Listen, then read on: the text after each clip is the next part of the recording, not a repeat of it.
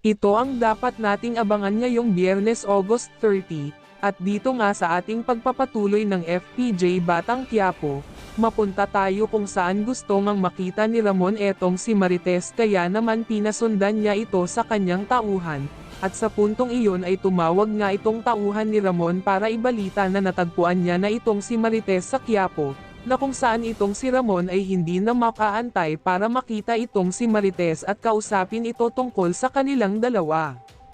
Mapunta naman tayo sa mansyon ng mga Montenegro na kung saan ay nagkita itong si David at Olga at doon nga ay napag-usapan nga nila etong si Marites na kung saan ay sinabi nga ni Olga kay David na pag nagkita nga etong si Marites at Ramon Montenegro ay mabubunyag ang lihim nilang dalawa na kung saan ay nagpapanggap lang na tanggol etong si David, kaya naman sa galit ni David ay sinakal niya itong si Olga at sa puntong yun ay inutusan niya nga itong si Olga na siya na ang mag-asikaso dahil nga aksaya lang daw sa kanyang oras.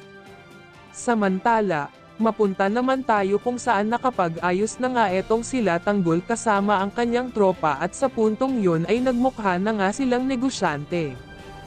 At doon nga ay masayang-masaya nga itong si Divina dahil nga alam niyang malaki ang magiging parte ni Tanggol sa kanyang negosyo. Dahil sa sobrang saya ni Divina ay niregaluhan niya itong si Tanggol ng magandang baril na kung saan ay nagpasalamat naman ng husto etong si Tanggol kay Divina. At sa kanilang pagpupulong ay pinag-usapan nga nila kung ano ang magiging negosyo nila, at doon nga ay tinanong nga ni Tanggol kay Divina kung ano ang magiging negosyo nila at doon nga ay sinabi na nga ni Divina na gagawa sila ng pekeng ginto na kung saan iyon ang ipapabenta nila sa kanilang mga tauhan sa mga mayayamang tao. Mapunta naman tayo kung saan kailangan nila ng mga tauhan na magbebenta sa kanilang mga ginto.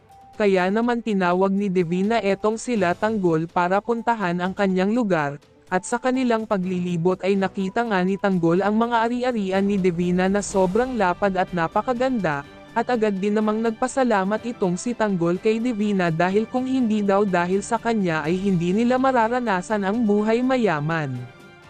Magiging maayos kaya ang takbo ng negosyo nila Tanggol. Magkikita na nga ba ulit si Ramon at Marites?